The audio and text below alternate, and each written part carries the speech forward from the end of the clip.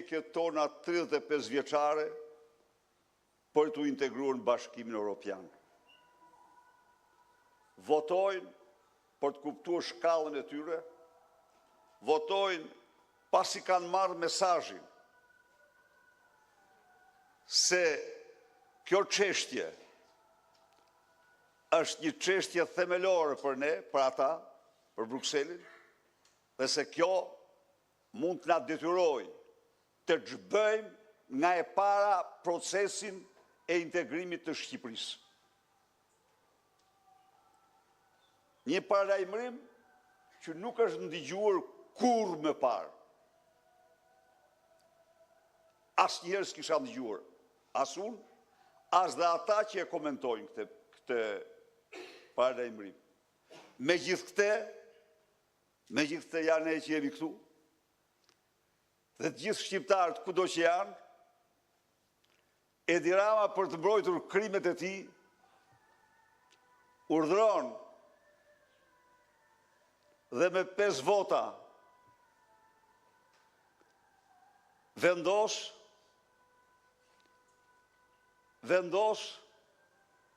që të mbrojë me çdo kusht karrigën e tij, të mbrojë veten nga vjedhjet, sepse Lubia është vetëm emri fiktiv. Aferat janë tramës mbi të gjitha dhe të asaj pastaj. Nuk ka moment më kritik. Nuk ka moment që të mund të te kaloj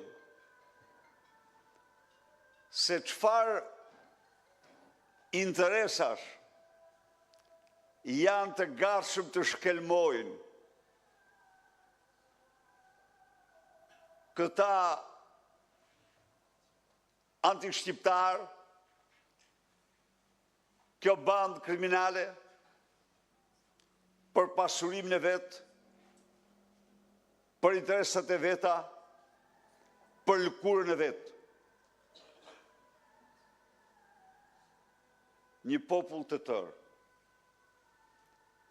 fatin e një populli, duan ta shkelmojnë, duke besuar se s'ekziston askush në këtë vend, përveç atyre. Po ja që jemi ne, dhe vim më të betuar se kur, që s'do t'ja u falim për asnjë çmim, për asnjë arsye. Ju, burra dhe gra, njerëz të ndershëm, keni 13 vjet që sakrifikoni. Keni 13 vjet që trysnohi, që përçmohi, që nënvesohi. Keni 13 vjet që në vend të një përmirësimi, shifni një përkeqësim të vazhdueshëm të gjendjes tuaj ekonomike, të gjendjes tuaj sociale, të shpresës dhe besimit.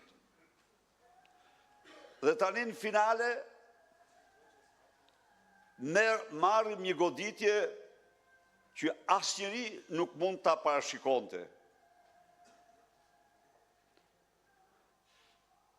Pra, ne vim në këtë moment kur thirrja e çdo shqiptari, thirrja e këtij vendi është të ngrihemi me të gjithë forcën tonë, në të drejtën tonë, për interesin e secilit prej nesh, për interesin e çdo fëmije, çdo të rrituri, çdo të moshuri, për interesin e vendit të tërësi.